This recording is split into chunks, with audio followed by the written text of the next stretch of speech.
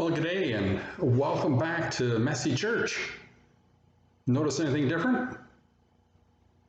Yes, someone has been scribbling on my thing. Something else? Where? On my head. Oh yes. See, what do you think of this? We're going to talk about Epiphany, so I thought I'd wear a crown. Kind of makes the COVID cut look a little different. Of course, we often talk about the three kings who come to see the baby Jesus. Technically, two things. One, they weren't kings, so I don't need a crown. They were Magi, or wise men, wise people. They were astrologers, astronomers, scientists. They looked for things, signs in the night sky, things that were happening. And the other thing, of course, to remember is that generally we always say there were three, probably because there were three gifts, gold, frankincense, and myrrh, but the Bible doesn't really say how many there were. There could have been dozens that all came, and they just brought multiple gifts of gold, frankincense, and myrrh. Who knows? But we're going to take a little look at their story. It's a story about taking a trip. Have you gone on a trip? Of course you have. I know some of you have been down to Florida, and some of you have go down to Santa's Village in southwestern Ontario, or you've gone off on trips to Atlantic Canada. And when you go on a trip, what do you take? Yes, you should take clean underwear. I appreciate that. And you take clothes, and what else? Well, yes, swimsuits, especially if you're going somewhere where there's a pool or you can go swim in the ocean. You take a suitcase, obviously, you take all that stuff in.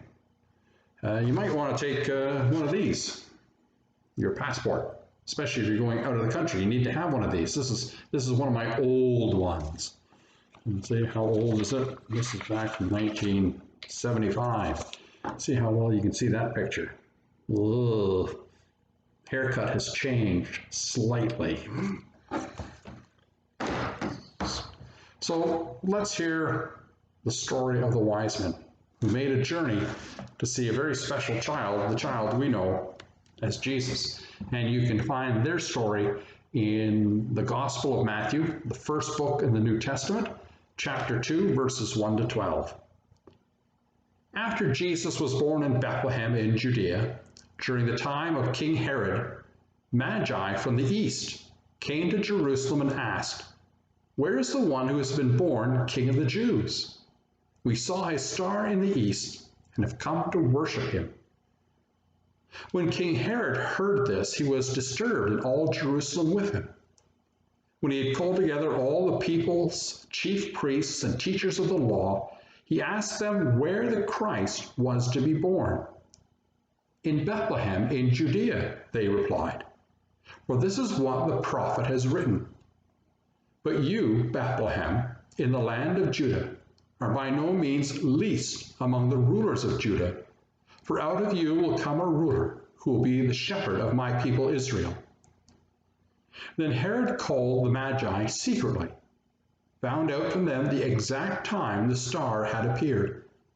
He sent them to Bethlehem and said, "Go and make a careful search for the child, and as soon as you find him, report to me, that I may come and worship him too." After they had heard the king, they went on their way, and the star they had seen in the east went ahead of them until it stopped over the place where the child was. When they saw the star, they were overjoyed. On coming to the house, they saw the child with his mother Mary, and they bowed down and worshipped him. When they opened their treasures and presented him with gifts of gold and of incense and of myrrh, and having been warned in a dream not to go back to Herod, they returned to their country by another route. So the story of the Magi is the start of a new church season, the season we call Epiphany. And Epiphany is a word that means to make manifest, to show forth. Because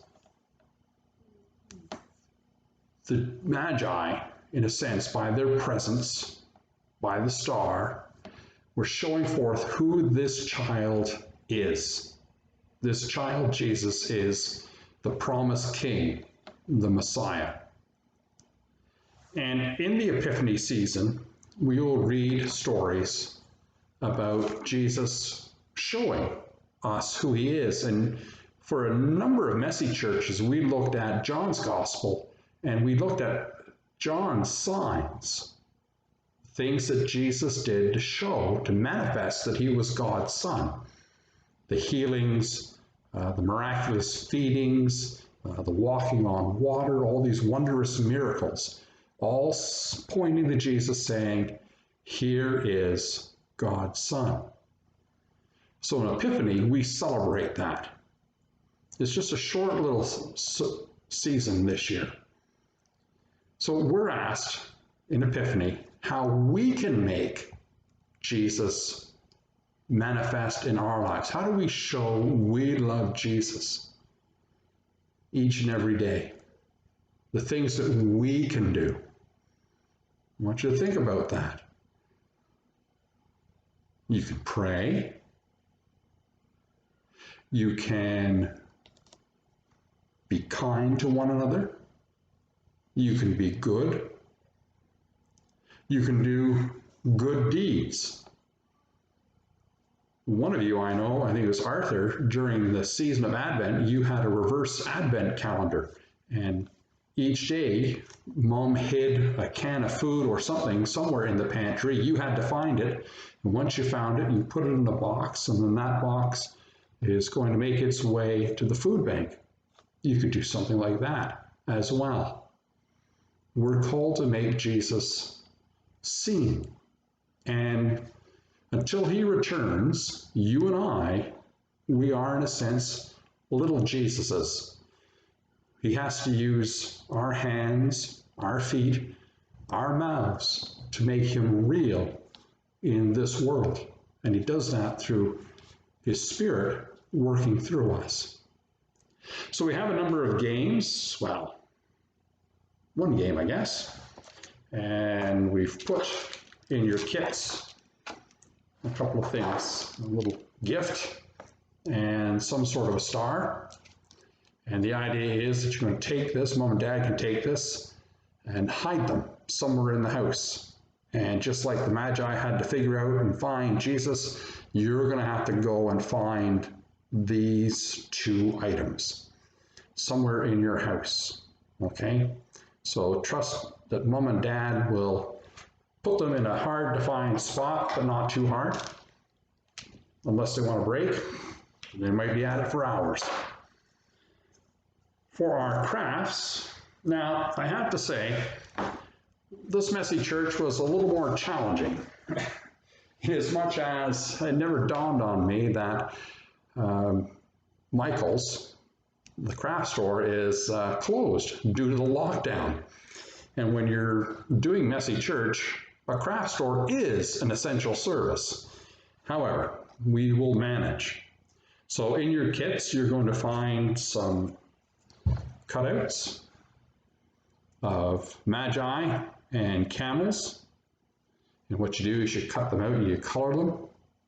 And then you can see I've attached them to toilet paper rolls. Now, unfortunately, I didn't have a whole lot of toilet paper rolls. Hopefully, you will have some around the house that you can use, or you might have some old wooden blocks you're no longer playing with. You could wrap it around those, or maybe some Duplo that you're not using anymore. You've outgrown Duplo. You could use that.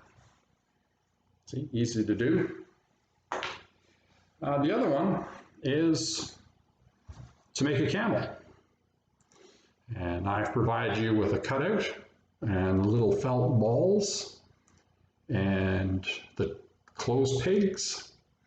So you, now it looks like he's sitting down on my hand. Oops. So what you do is you just cut the camel shape out, and it's drawn on a piece of paper for you.